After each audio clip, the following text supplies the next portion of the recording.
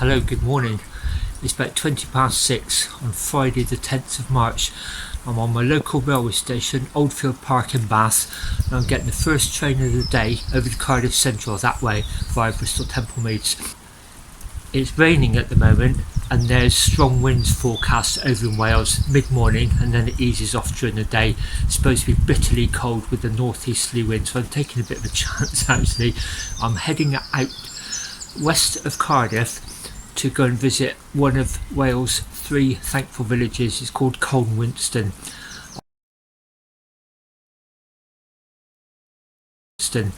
I'll be taking the south route along the coast and then heading up to Colnwinston, have a look around there. I'll try and locate the Slate Memorial plaque, and then after Colnwinston I'm going to come back along an old Roman road to Cardiff, get the train home. So first up, get my bike on the train. I'll see you at Cardiff Central.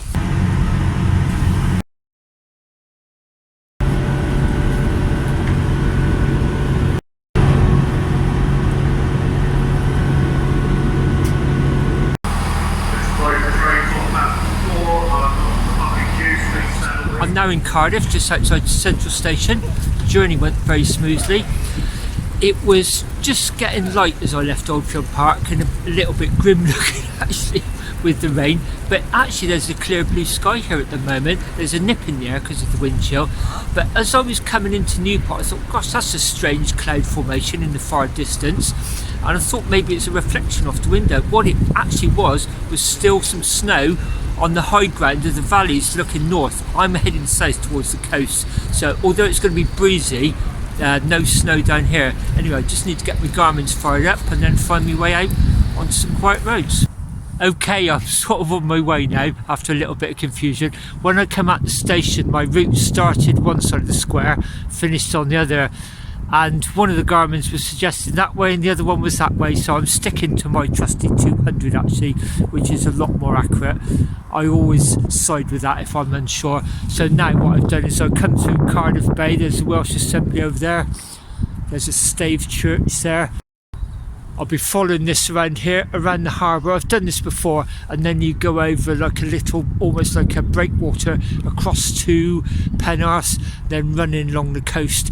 It feels ever so easy at the moment, but that's probably because it's a northeasterly wind and I'm kind of sort of heading southwest. I'm on my Blue Thorn bike. I've been riding that since end of January, doing these Audaxes. I rode another Audax at the weekend, really friendly 100-kilometre event.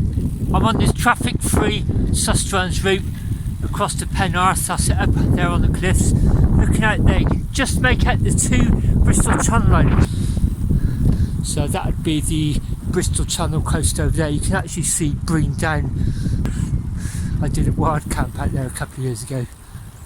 Breen Down itself actually looks like an island from here. It is actually joined to the land, but you wouldn't think so from here. There looks like there's quite a gap on the left hand side of it.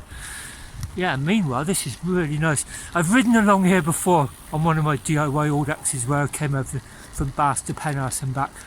As I said, it feels very, very easy, but I'm sure that's the wind assisting me in this direction. People going the other way look a little bit strange. They look like they're really having to work hard for it.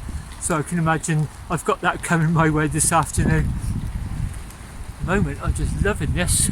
Before you know what's what, coming into Penarth on this bridge at the mouth of the River Taff, I think.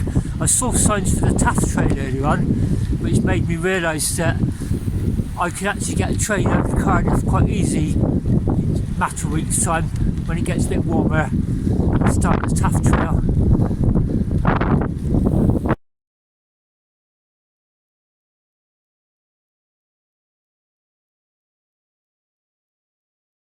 Now climbed up onto the cliff path running alongside the sea at Penarth. Some cracking views of those 2 Bristol Channel Islands. They look almost close enough to swim out to from here. And in the far distance you can just make out, I think that's probably Port Talbot, all the chimneys and cranes just white in the haze there. So I'm running along here for the next few miles. I'm now coming into Barry. The clock tower says 20 past 9, so I'm making quite good time. You'll see it's now a blue sky. A totally different day from when I left Bath this morning. I've just ridden in alongside this main road. There's actually a cycle path. Sometimes it's on the right, sometimes it's on the left. So you do have to keep switching, but it was definitely safer than riding the road.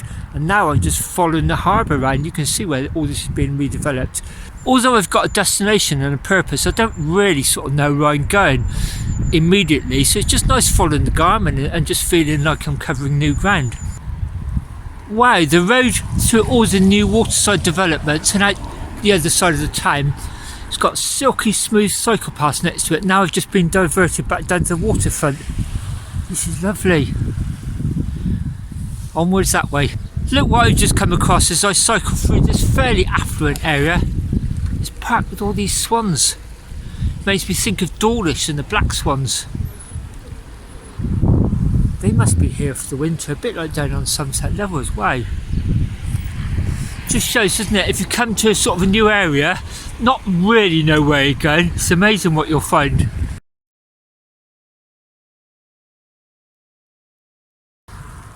I've now been routed on this lovely quiet coastal country park. This is really, really nice. Got a few camping ideas along here. I'll definitely be back to explore this more. The coast is just over there, the other side of those trees. As we leave the park now, that's like a rest area, recreation area, right next to the sea. And then it looks like we're going to follow the old railway round. Sustrans Route 88. I'm going to go home and research this and find out more. I've climbed back up on the high ground and I'm right at the end of the runway for Cardiff Airport. But again, this is a semi-busy road, but it's got a silky smooth cycle path running alongside it. This would be a good test for the windsocks. It is quite blustery up here.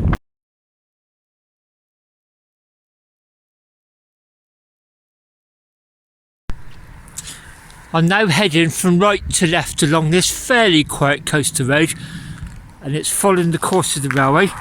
Look like there's some old sidings down here, so possibly industrial, right alongside the seafront. Not sure what that is, possibly a lighthouse, but I just don't know. And somewhere along here I'm going to deviate off down to a dead end, down to the coast at Llantwit Major, and then sort of dogleg down and then come back before we start heading north up towards the A48, my return leg home. But that's where Colnwinston is, between Llantwit Major and the A48. Really enjoying this. Now doing my dogleg down to the beach at Llantwit Major. So I came along the main road. It's not that busy actually, and it's quite smooth. Into Llantwit Major, down some side streets, got to a T-junction. This is the left-hand turn, dead end down to the beach. When I retrace, I'll be going back past that junction, straight on now. So in effect, it would have been a right first time. And then a few miles up to Colwinston, the Thankful Village. Wow, what a treat. I'm really hoping there's going to be a cafe or something open here. Just fancy a hot drink and a biscuit maybe. I'm at the end of the road down at the sea. It looks like it's all boarded up for the winter, the amenities. I think that may well be a caravan site down there. Yeah, it's got all the markings of a camping or caravan site. Picnic tables there. But this is lovely. Wow, this is so nice.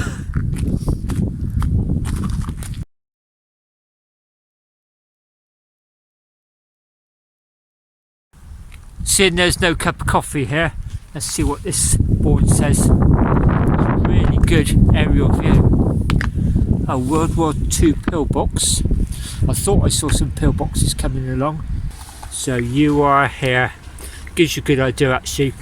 I've just taken this lane down from the village, so I came down through there, came down through along here, and when I leave I'll be going back past that junction, heading up that way towards my halfway point at Colnwinston. Leaving Lantwick Major, there was a bit of a main road drag up towards the A48. It's one of those roads that would have been easy, I think, if it hadn't been for the wind, but there's a little bit of a nagging headwind up there, not too bad. And now I'm on the final approach to Colnwinston. It's not much more than, well, it's a very minor country lane, it's not much more than a farm track in places. It's lovely here, that little stream just running by. I have had to ride through a couple of flooded sections. It hadn't even got up to the chain level actually, so nothing sort of substantial, but certainly there's been some flooding water running off the first. Look at that now, beautiful. So I'm getting peckish anyway, about a mile and a half to lunch.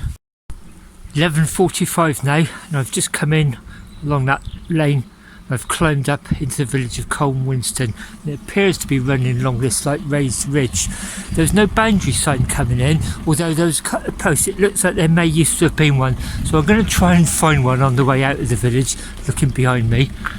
So I did take a bit of trouble to route the Garmin route through the village, and I'm heading for the church because that's normally where I find the centenary slate plaques.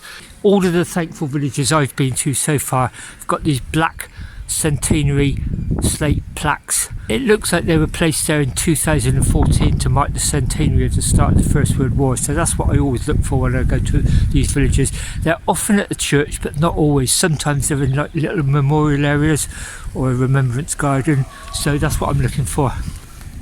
Colnwinston then is one of 3 of the Welsh thankful villages where every person who went off to serve in the First World War, man and woman, came back safely alive. 16 of the thankful villages are also designated as doubly thankful villages, which means everybody who went off to serve in the First and Second World War all arrived home safely. This isn't a doubly thankful village, and I did read before coming out that there was a memorial to 4 people killed in the Second World War on the village green, and I've just found it. Here it is. I'm just going to doff my cap.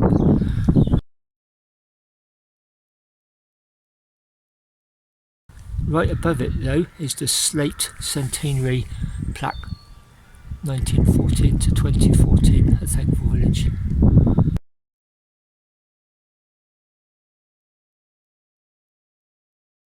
Probably going to have my lunch on that seat there actually. I don't think I want to move from here. I am going to go look at the church, but because it's so sunny I think it's warm enough to sit and have my lunch there, which is what I'm going to do. This is an absolutely lovely spot here actually, quite sheltered from the wind, and it's really sunny. It's actually dazzling me actually. I did say I'd mention a bit about the old axes, so I referred on my last couple of videos. I started riding calendar old axes this year for the first time for quite a few years actually, but only the 100-kilometre distances. So I rode the Jack and Grace 100 from Bristol in January. Last Sunday I rode the Chippenham Wheelers Flapjack 100-kilometre, really enjoyed that. I rode to and from my home to both events, so I made the first one into 105 miles and the second one was about a 98.75, so close to a ton. I'm riding another one at Long Ashton at the end of this month. I've also booked one for May, again these are all hundreds. I'm probably going to enter a local 150-kilometre in June and another one in July.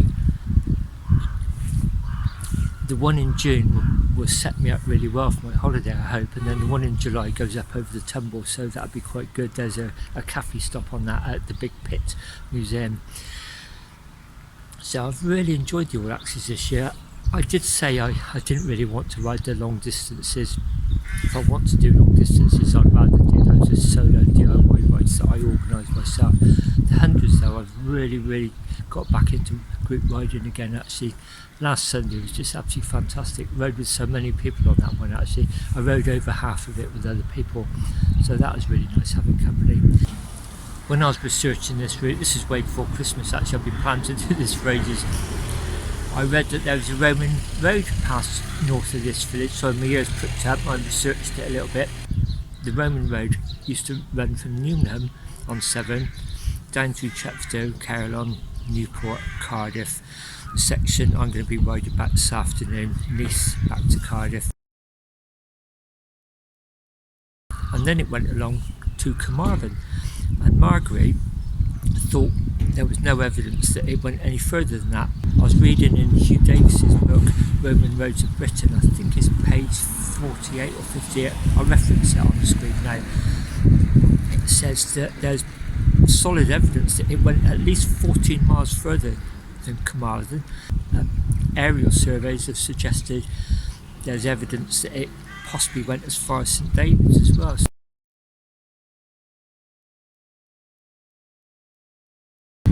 It just shows new Roman roads are always being discovered, especially with the advantage of modern day technologies such as satellite imagery and LiDAR, laser mapping, that sort of things. When I leave here, I'm going to ride back towards Cardiff along that road. In essence, it's the A48, but like a lot of main roads, I'm pretty sure it'll have a cycle path next to it, designated cycle lanes. And also, like a lot of old Roman roads, the modern roads bypass curved round towns, and the original Roman road, a bit like Hollington, goes right up the main street of Cambridge. So that's what I'm going to do this afternoon, try and do two sections where I actually ride along the original straight course of the Roman road. So just down from the village green, the seat where I had my lunch, past the pub, and here's the church. St Michael and All Angels, Colnwinston. It's absolutely lovely. Gives you an idea of the bearings. And get a load of this storm drain here. They must get some substantial rainfall coming down off the hills, I imagine. Look at that. Anyway, I'm going to go in here and have a look.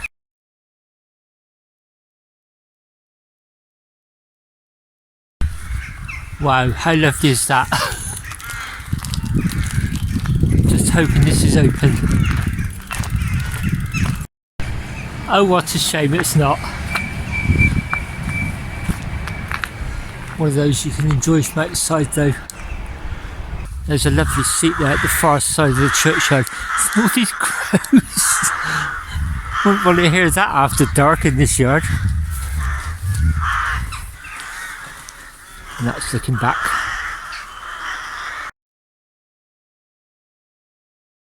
I got the train from Oldfield Park this morning, my local station. I literally live a couple of streets away, and it was direct. It went straight to Cardiff without changing. It goes into Bristol one way and then reverses out and heads to Cardiff in the opposite direction you were heading.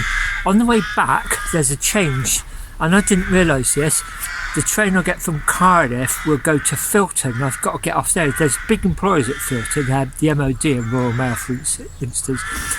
And I thought, oh, I don't really want to be going through Bristol Temple Meads at rush hour on a Friday. Well, apparently there's a train.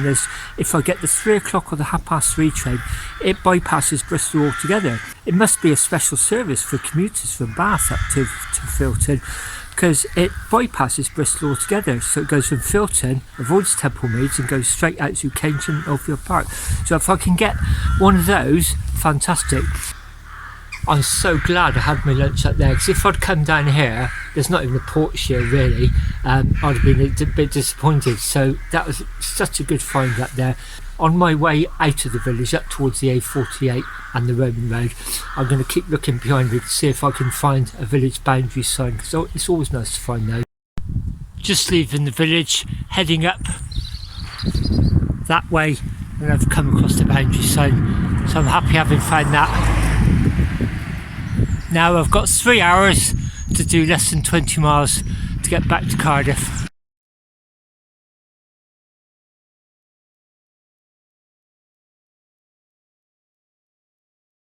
I'm now on Margreaves Road. I'm now on Margreaves Roman Road 60C.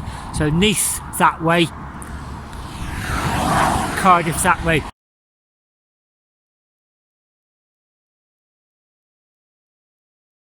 This is one of the curves I wanted to take out.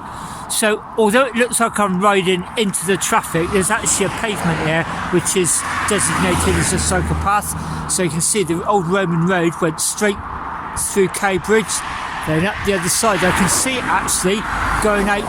There's the modern road bending round to the left, all the traffic, and I can just see the old road. Presumably that's what I'm going to be taking, climbing up to join it there.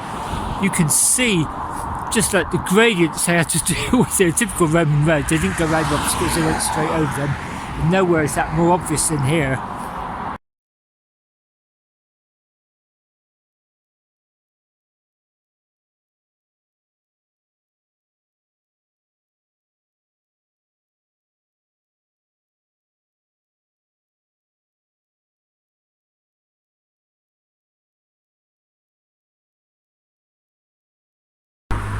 As I ride through the centre of Cowbridge, which is really nice by the way, I'm looking out for any reference to this being an old Roman road. Back there was a derelict pub, but it had one of those blue plaques on the side saying it was the site of the former Westgate. And here we are at Eastgate News. So I imagine the Roman wall probably ran around here. And this was one of the gates letting traffic in from the east. I'm now on the second of my deviations from the A48, so I've just left it over there. It's curling round. It's just got curled around a quarry actually, and there's this minor road down here running parallel to it. So I think this is the course of the old Roman road, which as that deviation bends round to the right, it should intersect with this again, and then it's not too far to Cardiff. I'm just about to join the A48 again. So it bent round to the right that way. I followed the course of the old Roman road this way, very nice and quiet, about almost a mile, not quite I'd thought, and then I'm joining it again heading towards Cardiff. This reminds me very much of that bit around Canard's Grave, south of Shepton Mallet. That also is a minor road which runs straight to the course of the old Roman road where the busy A37 snakes around, and then they both meet by a very quaint little small pub the same as that. You can see it's a little bit busy. It's not as bad as it looks actually. Traffic's given me plenty of time, and most of the traffic is either on the motorway over there or it appears to be going the other way. So you know, I'm having quite an easy ride to be honest, fingers crossed.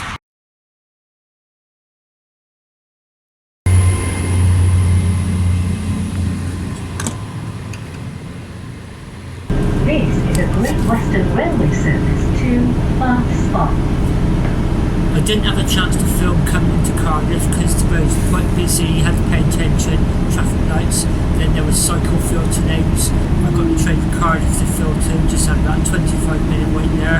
Now I'm on this train that goes from Filton, Keynsham, Oldfield Park, so it's directed, it bypasses Bristol altogether.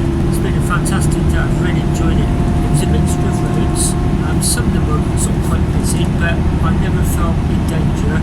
When it was busy, there were either pavements to ride on or designated cycle lanes. And whenever there was a nice alternative, inbuilt up areas, it just directly route me along the seafront.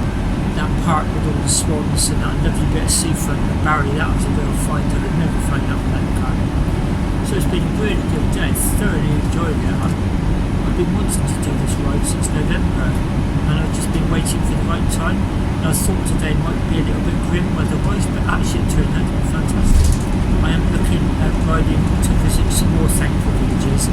There's two up along the borders, and what I can do is curl it back down, join the River Wye, and then do a camping night there. I'm just waiting for the churches to open after Easter. Soon after Easter, early April, hopefully I'm going to book that in during the midweek, so whether there'll be a video before that or not, I'm not sure. So what I intend to do is get the train to Worcester, ride westwards across over to the borders, and then visit these two thankful villages on the borders, then curl down and then stay the night in Champion Church on this lovely bend on the River Wye, and then the next morning just meander back over to Tewkesbury, get the train back from Ashchurch for Tewkesbury. That should be quite a nice overnighter. That'll probably be soon after Easter, because the Champion churches don't open for booking until Easter, so as soon as they are, as soon as I've got a couple of days free and the weather looks good, I'll be booking it. In the meantime, I hope you've enjoyed following me along on this route today, as usual.